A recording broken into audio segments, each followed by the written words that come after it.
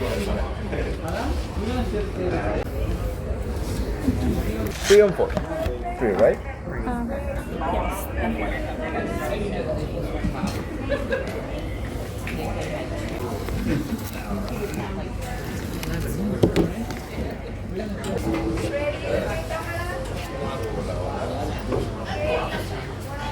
You all, how's everybody doing? Wonderful. Let me start by introducing myself, everybody. My name is Carlos, and today I'm going to be your host during this tequila presentation.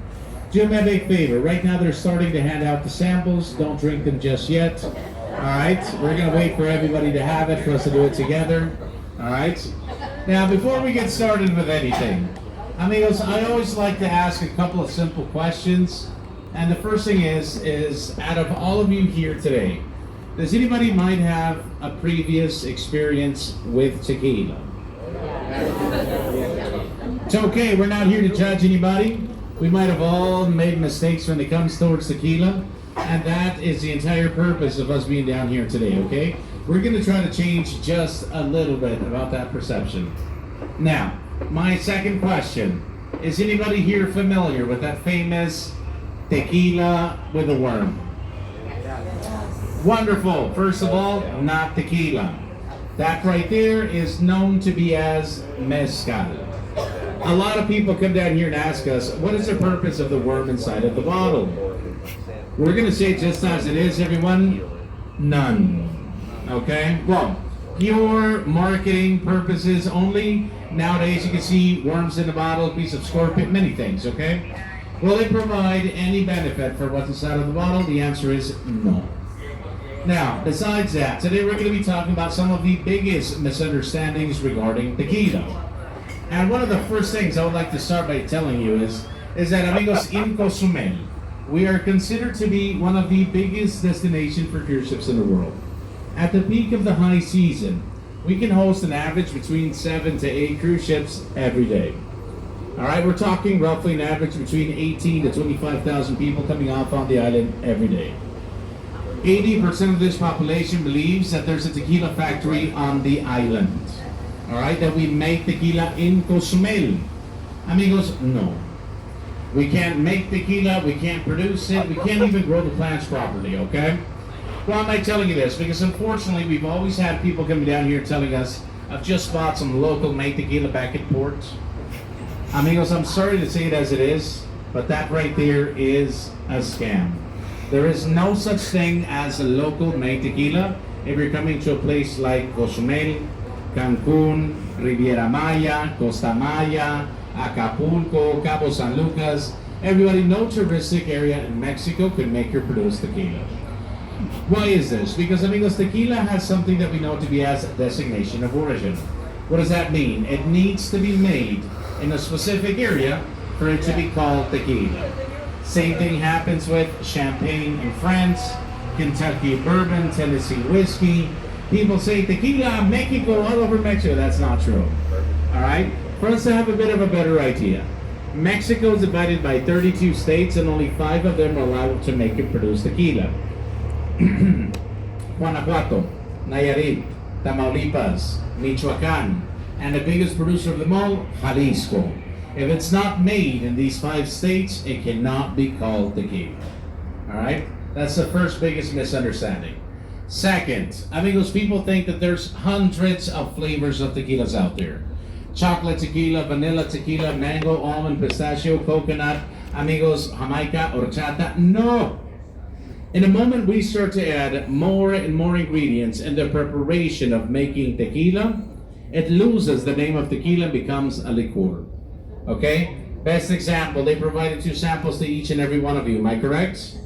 You had one that was completely crystal clear and a red one. Am I right? Amigos, only one of them is 100% agave tequila. And the other one is a liqueur made with tequila. Now, do me a big favor. Everybody, start by grabbing the red one for me, please, if you haven't drank it just yet. All right, grab the red one. I want you to start by smelling it. Amigos, it smells kind of fruity. Amigos, that means one thing in Mexico, peligroso. What does that mean, everybody? Dangerously good, okay? All right, what's in her hand, everybody? This is something that we call in Mexico Jamaica. Jamaica is what many of you know to be as hibiscus flower. Okay, this is a hibiscus flower liqueur made with tequila. It has 13.9% of alcohol. That's 27.8 proof. Very small amount, okay? Let me put it to you this way. Amigos, have you ever had or have you ever heard of that candy called Jolly Rancher? It's very similar to it, okay? So let's grab our cups and let's say all of us together, salud. Go for it, please.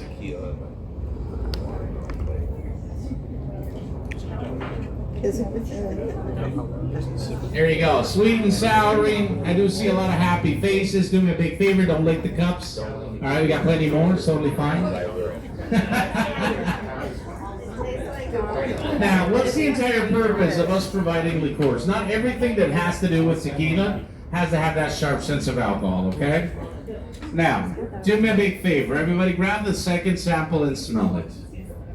And you see right there, that smells like bad choices, okay? Many memories are rushing back into us right now. All right, now don't drink it just yet. Put it down. The thing is, amigos, what you have in your hand or what you had right there you just smelled, that is 100% agave tequila. It has 38% alcohol. That's a 76 proof. A whole lot higher than the first one that we just had. Now, to make tequila, we use one plant only. These are called agaves. Being more specific, blue agave. All right? Now, there are some frames right over here of images. If you're in the back, don't worry, you'll have the chance to walk down and see that. But you can actually see the plant on frame number 1, the background on frame number 2.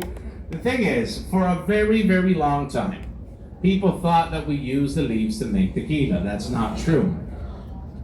Once we have the opportunity to harvest these plants out, we're going to cut off all of the leaves, and it starts to take the shape of what we call in Mexico, la piña del agave. All right, also known to be the agave pineapple. You can see it on frame number 2 and frame number 3. The thing is, amigos, are you familiar with kilos or pounds? Pounds, okay. Amigos, each and every one of these pineapples can weigh roughly an average between 100 to 120 pounds. Oh, wow. All right, they're going to be huge and massive, yes. But to make one single bottle of tequila, we use 25 pounds out of that pineapple. So what does that start to mean? Production starts to get a little bit more limited, okay? But let's put it in an entirely different way. Amigos, raise your hand. How many of you drink wine? That was a quick answer, miss. No, I'm just messing with you. Amigos, what do we use to make wine? We use grapes, exactly. How many times in a year can we harvest grapes? Una sola vez, once a year. Everybody, this is a process 9 times faster than us harvesting the plants of the agave. Why? For us to have the opportunity to harvest them out, we're going to wait for it to reach its full size. And that can take roughly an average between 8 to 12 years. That is how long we have to wait for us to start beginning with the entire process of making one single bottle of tequila. Now we can start to understand why sometimes price of tequilas can get a little bit more expensive. Now, I'm saying expensive, but we've always had people coming down here telling us, you know what, Carlos, I can buy tequila back at home, $18, $25. Okay? Let me show you a bottle in particular. Amigos, this one right here. Jose Cuervo Especial. Like this bottle, most likely you've had a bad experience. Okay? Now, I'm not saying that the company Jose Cuervo is bad, no. They were the first company that ever started making tequila. They started doing it in 1795. That's over 230 years of experience. They know how to make tequila. I'm asking you to avoid this one. Why? Because, amigos, when we're going to be buying tequila anywhere around the world, we have to remember that every bottle leaves from Mexico. Every bottle is made in Mexico. And they all have to say 100% agave. If you try to find it in this one, you never will. All right, this one right here is known to be as the first 5149. What does that mean? 51% is made out of the agave sugars, and 49% is made out of other natural sugars and additives like sugar cane. Okay, do you know what type of alcohol do we make with sugar cane? We make rum, yes. Every time you were shooting something like this, it's kind of like shooting tequila and rum together at the same time. Amigos, you would have one of the worst hangovers of your life, okay? Now, if you're a big fan of margaritas, daiquiris, tequila sunrises, palomas, cantaritos, any tequila blanco, white or silver tequila that says 100% agave, it's great for mixed drinks, okay? Why? Because it goes straight from the distillation process towards bottling. It has tequila right after the distillation. There's no influence whatsoever. It is tequila in its purest form. All right, and that is exactly what we're about to have right now, okay? Now, I want you to go ahead and grab your cup and hear me out. When we go for the sip, we're not just gonna swallow it down immediately. We're gonna go for the sip, and similar to a wine tasting, we're going to swish it all over your mouth, all over your palate for 3 seconds. Those 3 seconds, you're gonna swallow it, and the most important part comes after that, everyone. You need to breathe, okay? Breathing is gonna make everything a lot easier. You're gonna breathe in through your nose, exhale through your mouth. You gotta let everything come out of your body. Now, I do see a lot of nervous faces. You're gonna be fine, okay? Amigos, let's make a Mexican toast together. Is that okay? Amigo, let's grab your cups and let's say all of us together. Arriba, abajo, al centro, pa dentro. Salud. Go for it, please. There you go. Gentle swishes, please. Swallow and breathe. They all gave it. I'm not doing that. No burn, you see over here. Now, in a group this size, we always have a chance to see a couple of things. One, a lot of eyes watering up. We call them tears of joy, okay? Second, there's always somebody in a group this size that has no facial expressions while drinking tequila. We gotta be afraid of drinking with that person. I'm just kidding. All right, now, let's be completely honest. Can anybody feel a burn? Totally normal. You've just passed all of the agave oils in every corner of your palate. Second, can anybody feel it tingling over your tongue? Yes. Okay, in our tongue we have different tasting buds, okay? If you feel that tingling on the tip of your tongue, it means that the sweet tasting buds are activated. The sides of your tongue, it means the salty. If you feel it in the center, it means the sour. At any point, if you're drinking tequila and you feel that tingling all over your tongue, you're about to pass out. No, I'm just kidding, no. It's going to be moving to different areas of your tasting buds depending on the tequila that we are drinking. It can be blanco, reposado, añejo, extra añejo. Amigos, it's going to be moving, all right? This is how complex tequila actually is. We've never really had a chance to appreciate it much because we were always shooting it. Okay? They're ready. Now, we're almost about to finish with this presentation. Does that mean you get to stop drinking? Of course not. All right, once we finish, amigos, your tour guide, Chalo, and de Payo, they're going to be taking you towards the gift shop. In the gift shop, you're going to see many bottles. If you're interested in liqueurs, blackberry, mango, pistachio, coconut, mango, horchata, chocolate, coffee. There are many, many flavors. If there's anything you want to taste before you take it home with you, it's totally okay. If we have any brave people among us that want to try reposado or even añejo, you can also do it as well. Before we finish, I got two big favors to ask you. One, you gotta stop blaming tequila. It's not tequila's fault for all those bad memories, okay? If we're completely honest, most of our stories, they all started the exact same way. We went with a couple of friends to have a couple of drinks, and we always got that one friend, you know, middle of the night has that great idea, let's have some shots.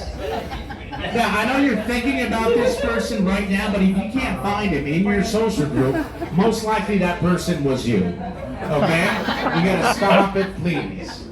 Now, second big favor. I know tequila has a bad reputation. Mexico, we're part of that lane too.